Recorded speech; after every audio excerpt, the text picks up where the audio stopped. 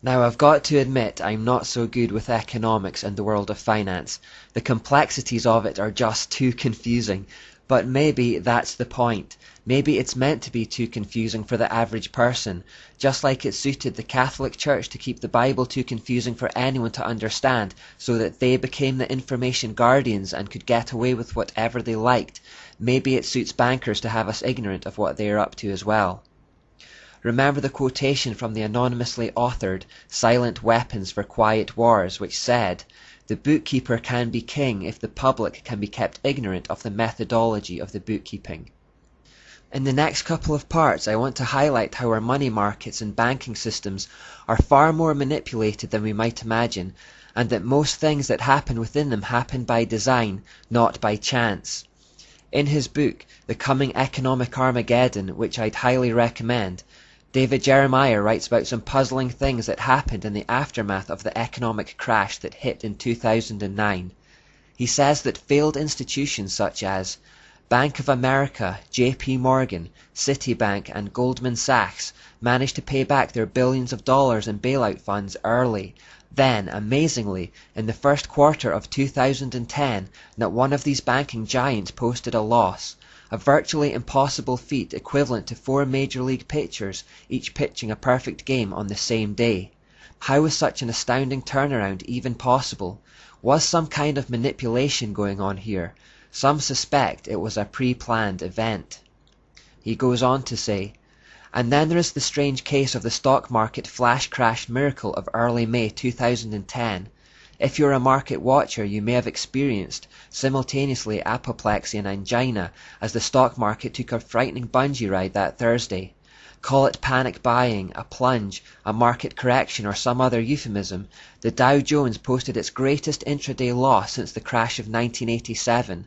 After 2:30 p.m., in just 5 minutes, the Dow dropped 400 to 800 points. It went on to lose nearly 1,000 points in that precipitous dive. At 2:40 p.m., the descent stopped with a curious and startling upward jerk as if the bungee cord had reached its nadir and its rider was sent vaulting back up to the apex. By 3:40 p.m., the Dow had recovered 383.17 points, an almost miraculous recovery in less than an hour. A financial miracle? Maybe not. It would appear there might have been intervention by a behind-the-scenes committee. Again, this isn't my favorite subject, but the economy is so fundamental to what's happening in the world today that we need to cover it. Let's try to understand this a little bit by working through a timeline. Back during the French Revolution in 1790, a man called Mayer Rothschild lived in Frankfurt, Germany, which was the birthplace of the Illuminati, if you'll remember.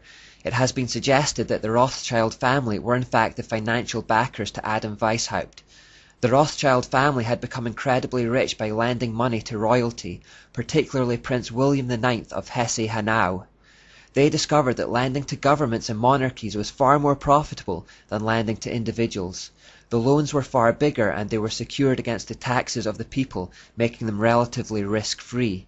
This practice gave Mayer Rothschild big ideas, and around that time he made the bold statement that if he could control a nation's money, he could control the nation, regardless of who the political leader was at the time. Just a year later, in 1791, he put his plans into effect by establishing the first bank of the United States. That bank was given a 20-year charter by the American government through a man called Alexander Hamilton, who had served in George Washington's cabinet. Mayer Rothschild also gave his son, Nathan, £20,000 to establish a central bank in London, England. This became known as the Bank of England. Another son, Jacob or James, was told to do the same in France. Another son, Kalman, set up one in Naples for Italy, and finally, Salomon was sent to do the same in Vienna. Remember John Robinson's word from Proofs of Conspiracy. The primary goal of the Illuminist is to get the possession of riches, power and influence without industry, i.e. without working for it. Well, that's basically what money lenders do. They create money out of thin air, lend it at interest and receive more back without any effort on their part. This is called usury. It was outlawed in the Bible, but today the entire economy is based on it. Let me try to explain.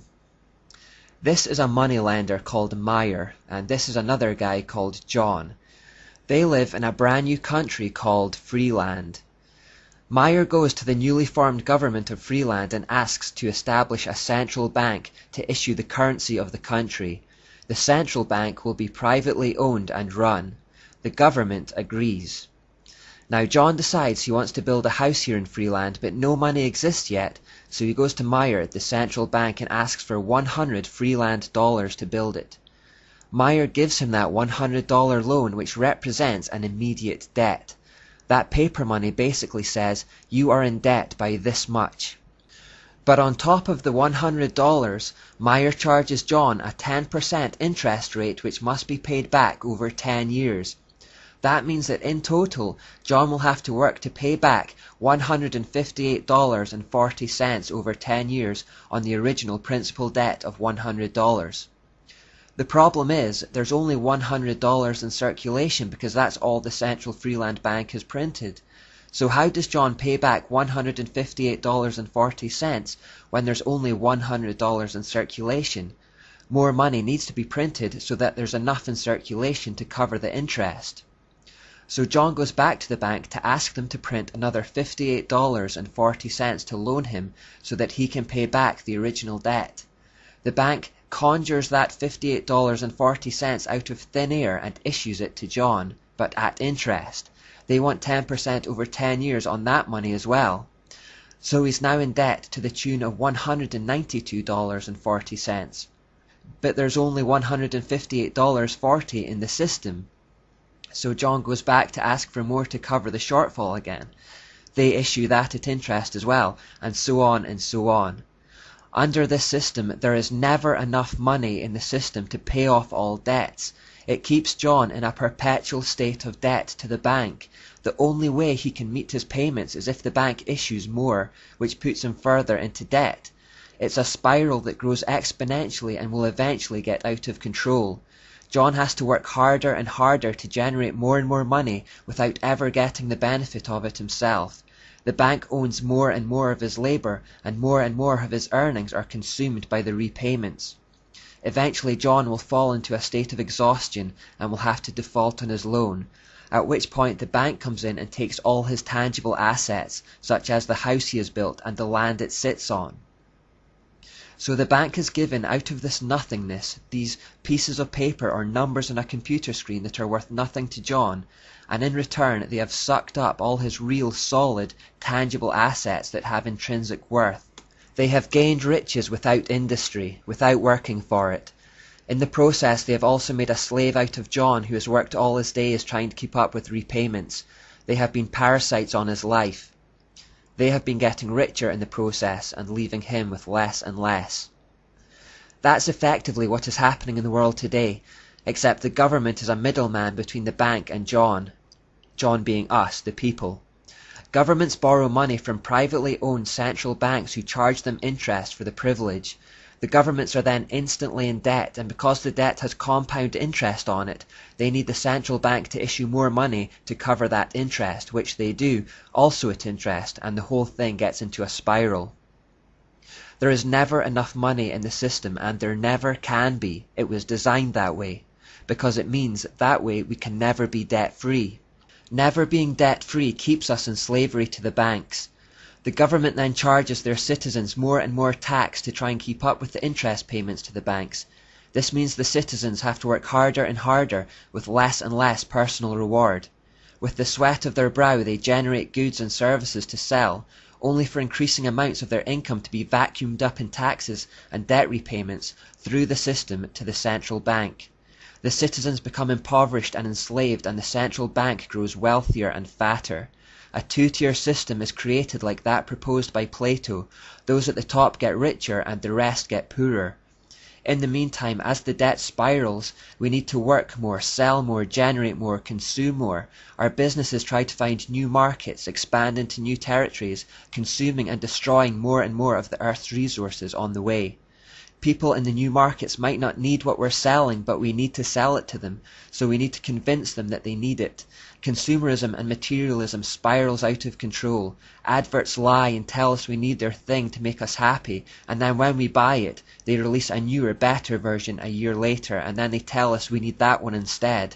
At times, the bank issues credit freely to encourage the spending spiral, and then, when they feel like it, when everyone is loaded with debt, they can contract the money supply, cause a depression in the economy which causes millions of citizens to default on home payments or car payments, all the stuff they've been buying but haven't really been able to afford, at which point the bank steps in and takes control of those hard, valuable assets, and the people are left in poverty. The endless growth that means new money has to be constantly pumped into the system also means the currency becomes increasingly worthless. This is called inflation. A couple of generations ago, one parent could go out to work and provide more than enough for a family of 5. Today, 2 parents working sometimes barely cover the cost of living. Nothing in nature indulges in endless growth like this except for cancer, and that is far from healthy. Left unchecked, it causes death to its host. Likewise, there is not a single civilization in history that based its economic system on usury that didn't collapse into an exhausted heap in the end. There is no escape from it. That will happen to us too. Our whole economic system is headed for a huge collapse, and when it does, the elite money men will step in to snap up the valuable resources and consolidate global assets in the hands of a few. This would create a global 2-tier system. What we have felt thus far are only tremors. There is something much bigger ahead.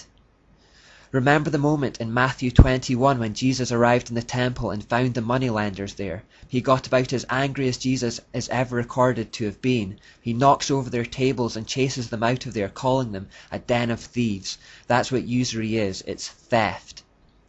In Proverbs 22:7, the Bible says that the rich rule over the poor, the borrower is a slave to the lender. We are all slaves to central banks now, which is why we are taxed at every turn. Our government is slave to those bankers too. They form a shadow government, just like Mayor Rothschild boasted about in 1790. Democracy is an illusion under this system.